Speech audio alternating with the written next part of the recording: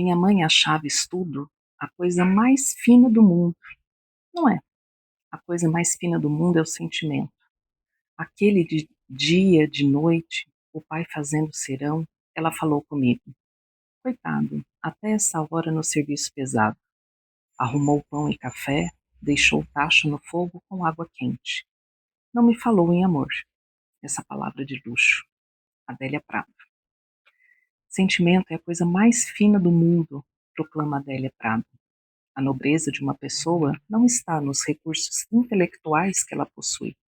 Em regra, são pessoas inteligentes que, desprovidas de sentimentos, constroem armas, declaram guerras, fomentam intrigas, se enriquecem à custa do sofrimento alheio, destroem a natureza e não conseguem estabelecer relações afetivas saudáveis.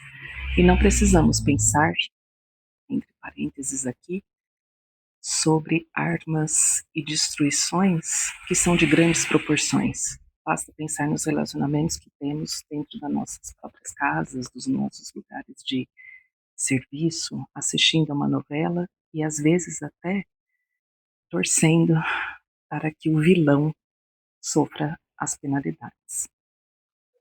A inteligência não é um mal em si, mas quando lhe falta o coração por companhia, a criatura claudica, anda apenas na perna da lógica, muitas vezes desumana, esquecendo-se de que a outra perna, do sentimento, é que lhe dá a direção de uma vida feliz e harmoniosa.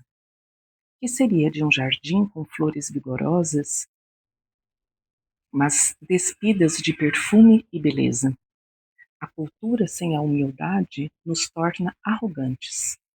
A inteligência sem doçura nos torna presunçosos.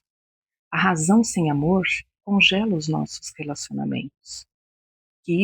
Quando isso acontece, ninguém simpatiza com o nosso jardim. Numa cena cotidiana, Adélia Prado mostra um dos sentimentos mais nobres que o ser humano pode ter, a empatia. A capacidade de identificar-se com o outro, pôr-se no lugar dele e sentir o que ele sente. A mãe de Adélia foi capaz de colocar-se no lugar do marido, que trabalhava até altas horas. Coitado, até essas horas no serviço pesado. Que transposição! Sair de si para sentir a dor do outro. Essa talvez seja a maior viagem do ser humano em sua existência na Terra.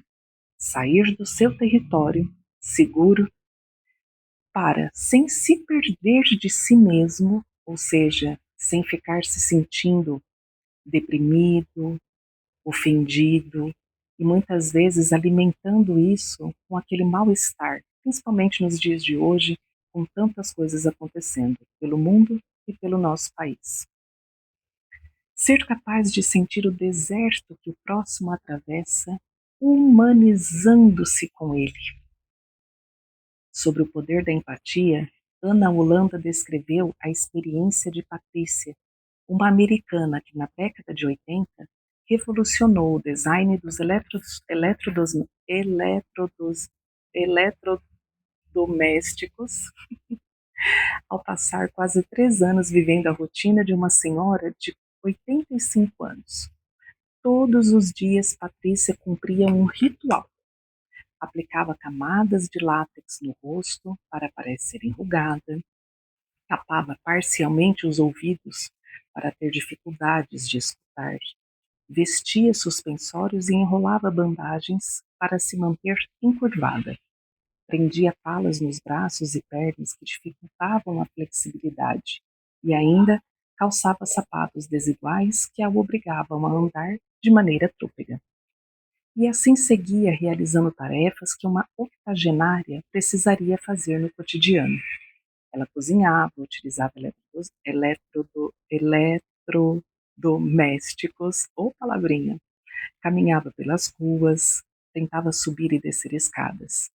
Mas por que ela fez isso? A motivação de Patrícia era entender o mundo pelo ponto de vista das pessoas mais velhas e descobrir os reais obstáculos pelos quais elas passavam diariamente.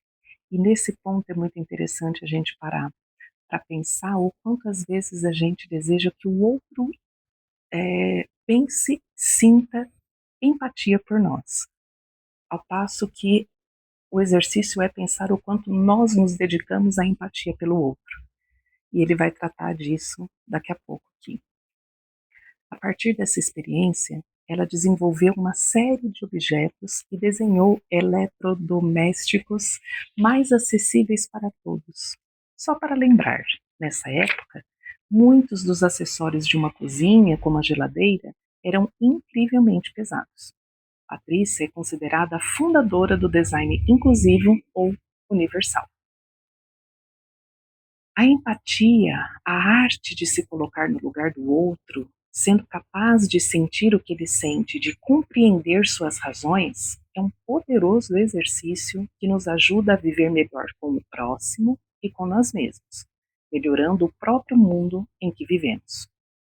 O egoísmo nos faz viver a partir do nosso exclusivo ponto de vista, o que, via de regra, provoca inúmeros dissabores em nossas relações, pois, ao desprezarmos o olhar do outro, suas razões e sentimentos, nossas atitudes se tornam exclusivistas, separatistas, gerando discórdias e distanciamento. E aí vem aquelas grandes reflexões. Qual é a minha parte diante daquilo que me incomoda bem mesmo? O quanto eu estou me dedicando ao outro ou o quanto eu estou querendo apenas ser ouvido e não ser, ouvir. Mas quando somamos o ponto de vista do outro, levando-o em consideração em nossas atitudes em relação a ele, e incluindo-o na solução dos inevitáveis conflitos, todos ganham, porque já não haverá nem vencedores, nem vencidos. Que coisa linda, né? Além do mais, o olhar do outro também me acrescenta, me enriquece, diminui o meu egoísmo, a minha visão limitada das coisas. Por isso que, sem a capacidade de considerar os sentimentos alheios, o mundo seria um conjunto de ilhas solitárias, pagando um alto preço pelo isolamento a que nos entregamos. Estou certo, portanto, de que a empatia é um sentimento poderoso, capaz não só de mudar positivamente nossos jardins, como também de transformar o mundo. Foi com o sentimento da empatia que a mãe de Adélia Prado preparou pão e café, altas horas da noite, deixando o tacho no fogo com água quente para o marido cansado. Que cena encantadora!